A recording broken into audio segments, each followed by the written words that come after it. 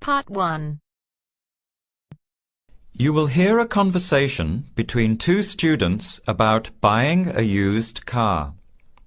First, you have some time to look at questions 1 to 6.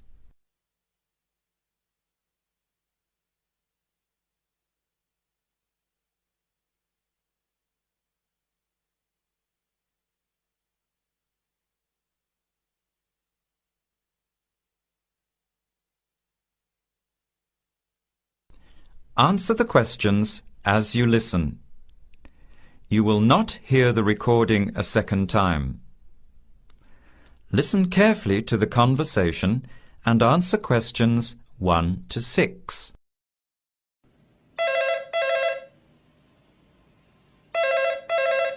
Hello, Hello, can I speak to Eleanor, please? this is Eleanor speaking. Hi, my name is Jan. I'm calling about the car that was advertised on the notice board in the Student Union building. Is it still for sale? Yes, it is.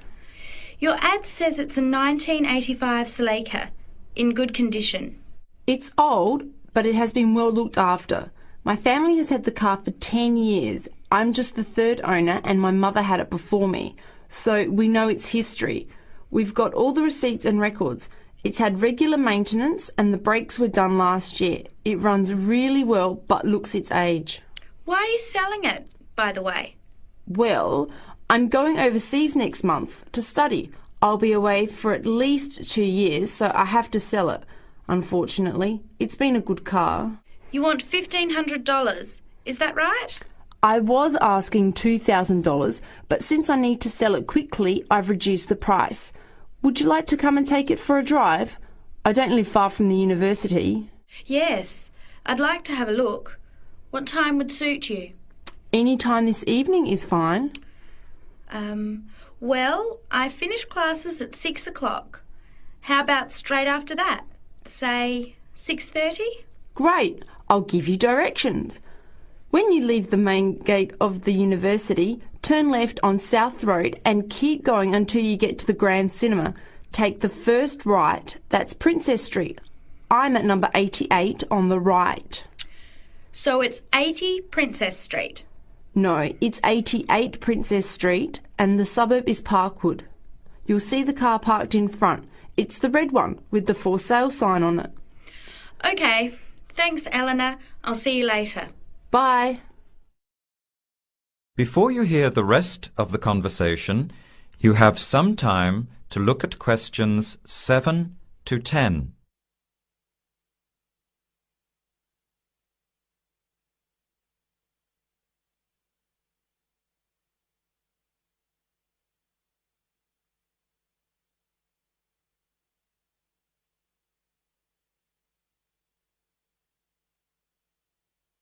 Later that day, at the university, Jan meets up with her friend Sam and tells him about the car. Hi, Sam. Hey, Jan. What's happening? I'm glad I ran into you. I've decided I have to get a car. You're going to buy a car? Do you really need one? I'd probably still be driving, except that my car broke down last year. Instead of getting another one, I just moved closer to the university and went back to riding a bike. Better for the environment, better for my health, and I save a lot of money. Did it really cost that much? Well, when you think of registration, insurance, rising petrol costs, parking plus maintenance and repairs, it adds up. I know it's going to be expensive, but I really need my own transportation. It takes half an hour by bus each way to university as it is. But now I'm working at night in the city. There's no way I want to hang around waiting for a bus late at night, then walk 3 blocks home alone.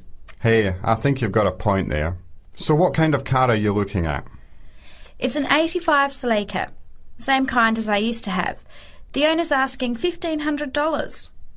That's pretty old. How many kilometres has it done? You know, I forgot to ask. I'll have to check tonight when I go to see it.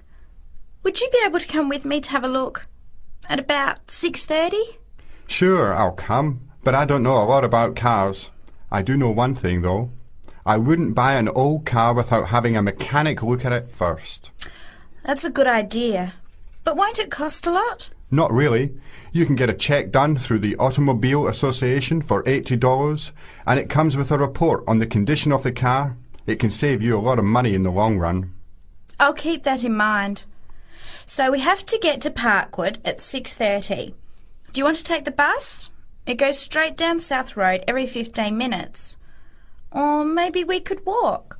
I don't think it's that far. Actually, I could borrow my roommate's motorbike for an hour or so. He's working all evening in the library. Do you think he'd mind? No way. He owes me a favour or two. Okay, great. See you at 6, outside the student centre. That is the end of part 1. You now have half a minute to check your answers.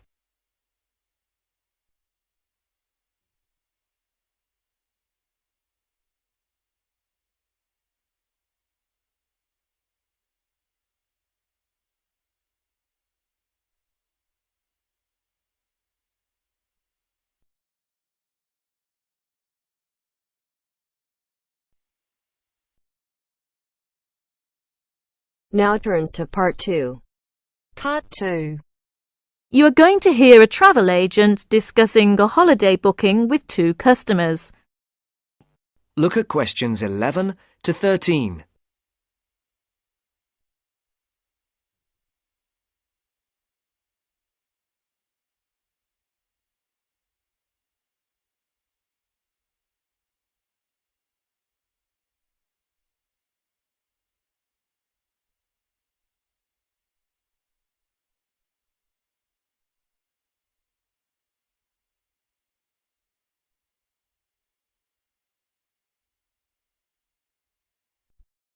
Good morning. Can I help you?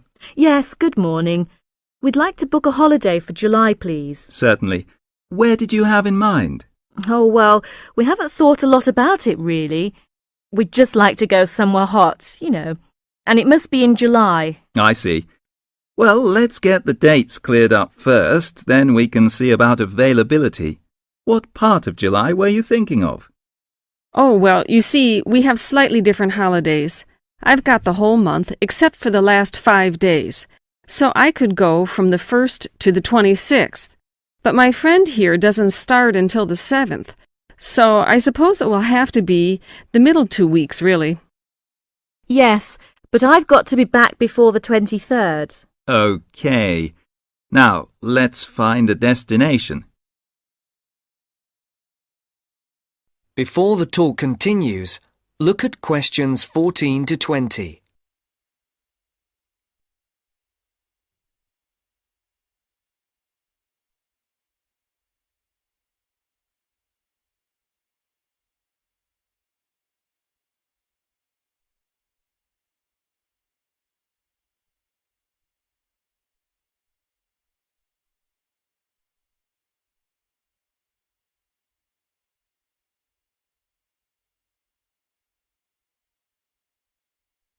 As you listen to the second part of the talk, answer the questions. Any preferences? France? Italy? Oh, not France. We went there last year and it was absolutely packed with teenagers, making noise and getting drunk all the time. Yes, it was terrible. We definitely want somewhere quieter this year. Well, of course, it depends more on the resort rather than the country. There are resorts in every country which cater for the family or the slightly older person. They're usually a shade more expensive, though, as you might expect. Oh, well, we don't mind paying a bit more if it means more peace and quiet, do we? Definitely not. It'll be well worth it. All right, let's have a look at what we've got on the computer. July. Was it 10 or 14 nights you wanted? Oh, the fortnight, please. Right. Well, let's start with Italy. We've got 14 nights bed and breakfast in Sorrento for £345 from Manchester on the 14th. Or we've got... No, wait a minute. That's no good for me. We wouldn't get back till the 28th, and I've got to be back at work before that. Ah, yes. How about Sweden? 2 weeks, half board? How much would that be? That would be £540 from Manchester again. Well, 540. That seems too much. Well, madam, there's a surcharge for the airport, and it has a 5-star hotel. Oh, well, it's a bit over our budget, really. All right, let's try somewhere else. How about Portugal? Oh, that sounds great. We've never been there before, have we? Let's see now. We've got 14 nights in Albufeira, half board, from Gatwick, for £385. Albufeira?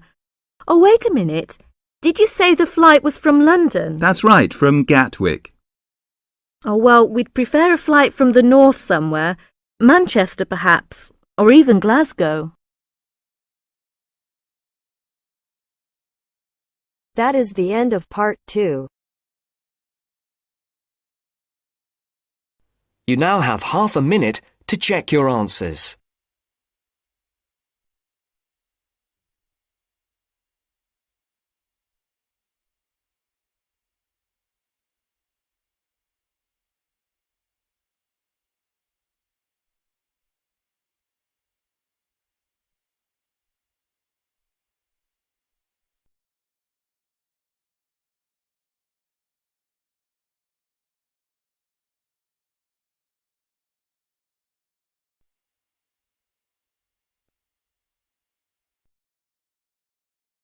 Now turns to part 3.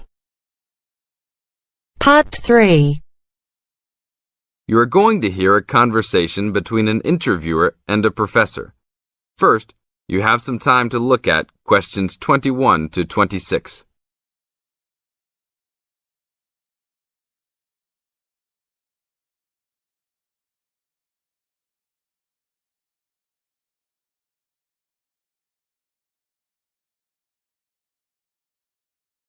Now listen to the tape and answer questions 21 to 26. Today I'm here with Professor Nittick, who is our new university president. He has been a professor for 20 years and teaches many of the best classes on campus. I know many of you have had him as a teacher and know of his brilliance. Good morning, Professor Nittick. Thank you for stopping by the student station. Thank you for having me here.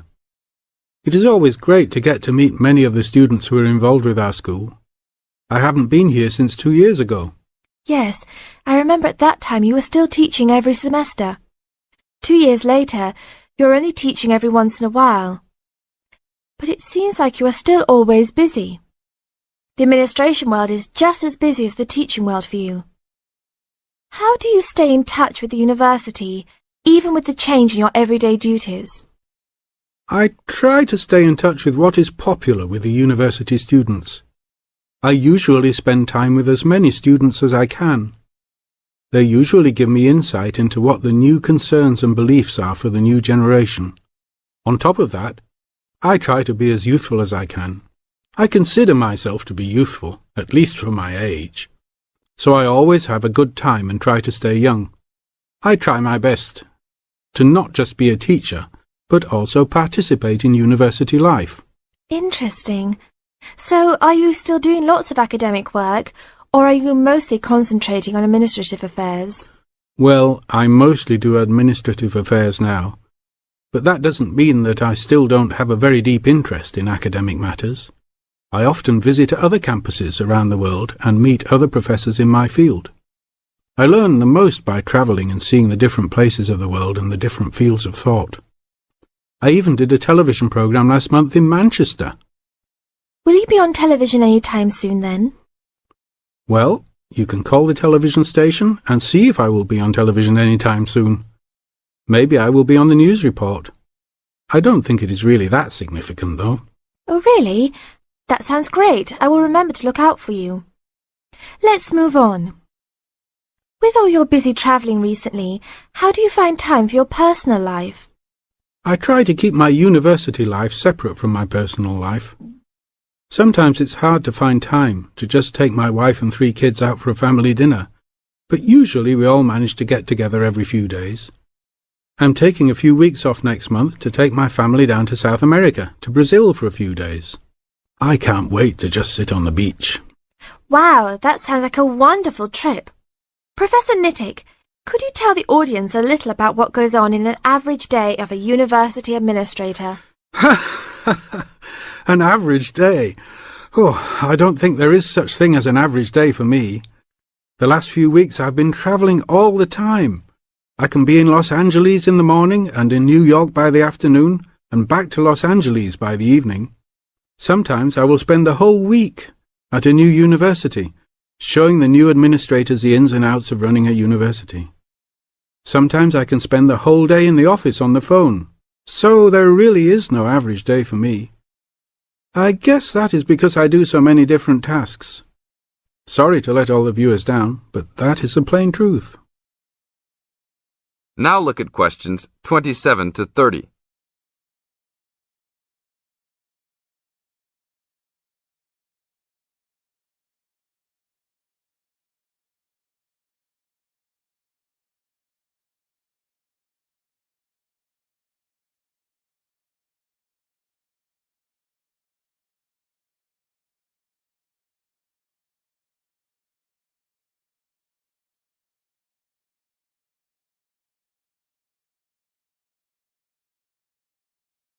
Now listen to the tape and answer questions 27 to 30.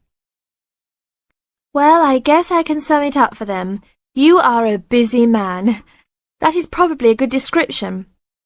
So, are there any immediate plans for the coming few weeks?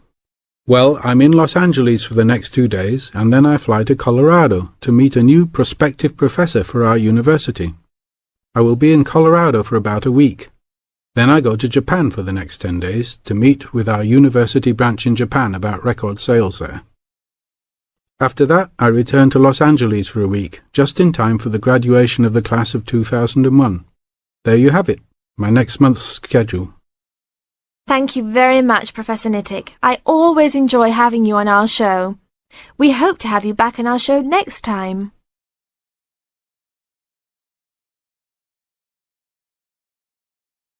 That is the end of part 3. You now have half a minute to check your answers.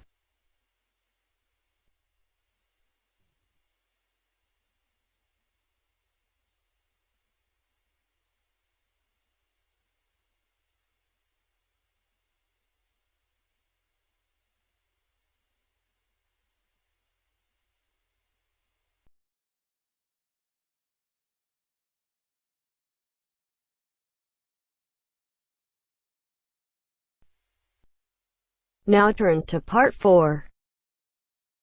Part 4. I'd like to talk about the changes to our leisure time, and I'll start by talking about lifestyle changes over recent years for women. First, you have some time to look at questions 31 to 40.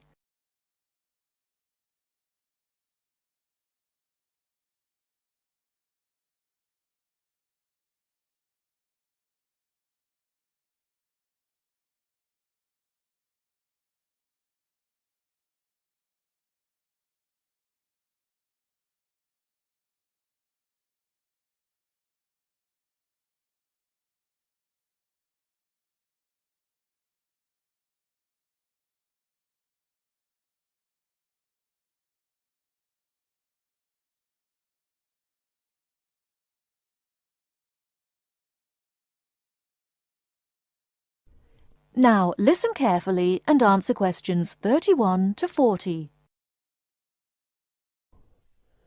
I'd like to talk about the changes to our leisure time, and I'll start by talking about lifestyle changes over recent years for women.